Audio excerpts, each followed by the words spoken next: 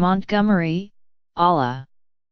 Alabama officials on Thursday unhesitatingly pushed aside a legal challenge from Roy S. Moore and certified Doug Jones as the winner of this month's Senate election. The action, during a brief meeting at the state capitol, was essentially the state's final step before the seating of the first Democrat elected to the Senate from Alabama in a quarter century. It was also a swift rejection, by some of the state's most powerful Republicans, of Mr. Moore's complaint that he was the victim of systematic voter fraud.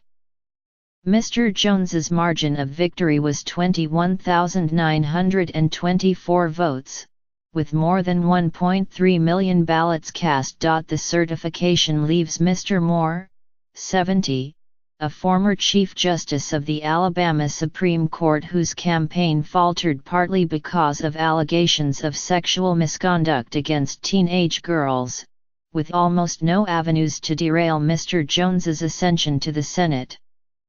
The election aftermath followed a familiar pattern for Mr. Moore, who in the past has been eager to declare victories and pronounce grievances but unwilling to concede defeats. To this day, Republicans note, Mr. Moore has not conceded his losses in the 2006 or 2010 Republican primaries for governor, and there is already speculation in Montgomery that he might run for governor or attorney general next year. You win with class, you lose with class, and he just can't do it.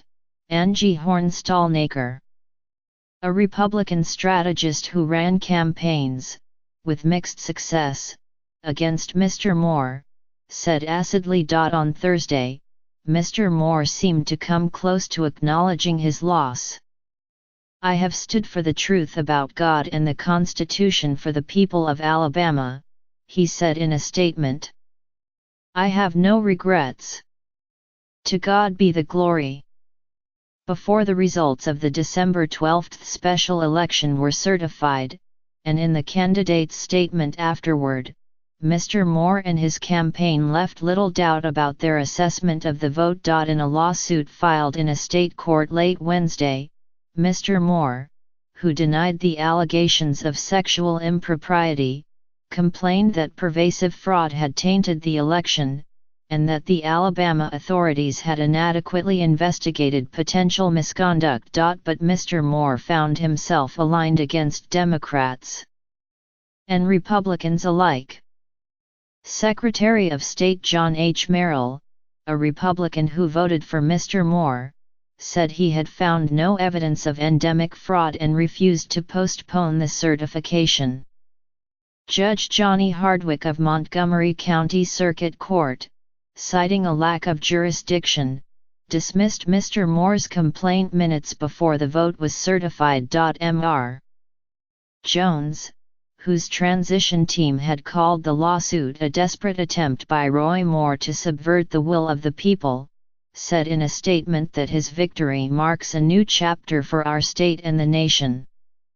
Although the state ultimately certified the results, Mr. Moore's litigation infused a strain of drama into a day that Alabama officials had hoped would be procedural and perfunctory. Mr. Moore's lawsuit was late in coming.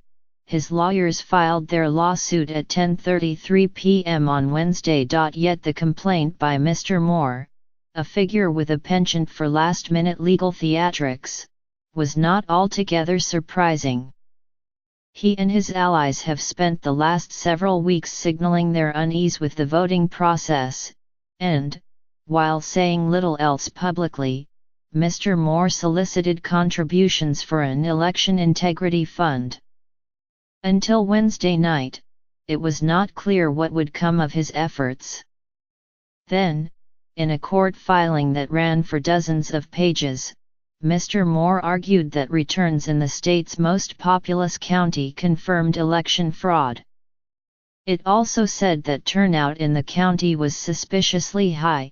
It suggested that Mr. Jones had benefited from voter intimidation, and it argued that Mr. Moore's opponents had spread lies and fraudulent misrepresentations.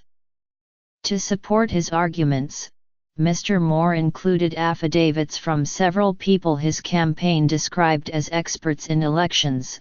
One has claimed to have mathematically proved a conspiracy to assassinate President John F. Kennedy.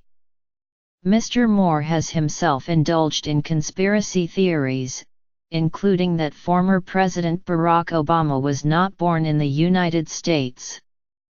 Experts unaffiliated with either the Jones or Moore campaigns quickly said the lawsuit's arguments appeared meritless. It seems to boil down to, I should have won under the exit poll, and all of this voting by African Americans must show fraud. Richard L. Hassan, an elections law expert at the University of California, Irvine, wrote on his blog. Although the Alabama Republican Party, and many elected officials, stood behind Mr. Moore during his campaign, he had few influential allies by the time the certification meeting began at the Capitol.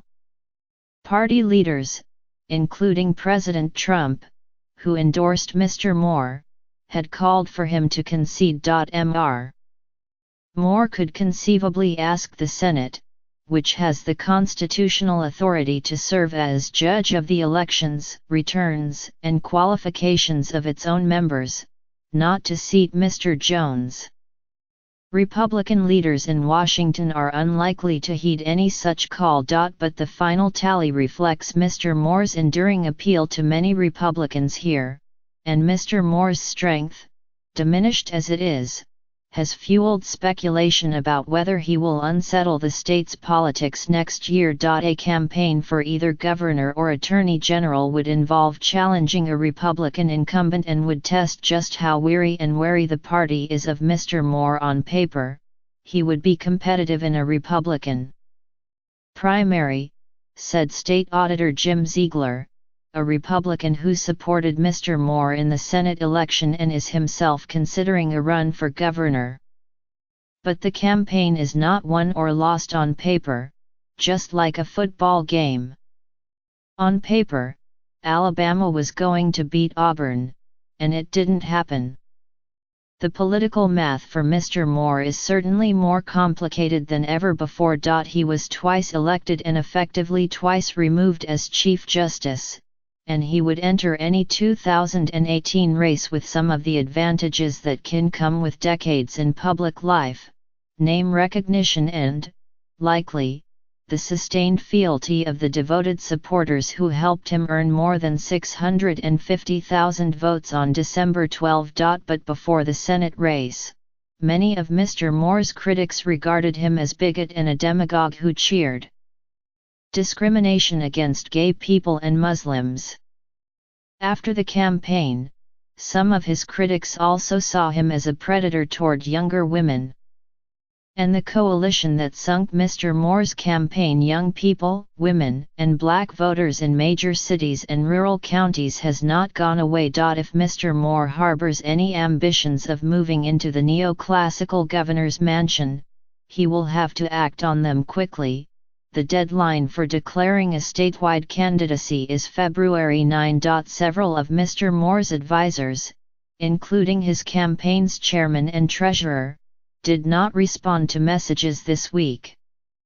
But a former chief of staff to Mr. Moore, Ben Dupre, said that Mr. Moore is a guy that does not compromise. He doesn't take his orders from the Republican Party or the Democrat Party, said Mr. Dupre, who sometimes spoke for Mr. Moore during the campaign but ended his role soon after the election. He really believes in following the Constitution and in following God and in following what he believes is his duty to God and to the country.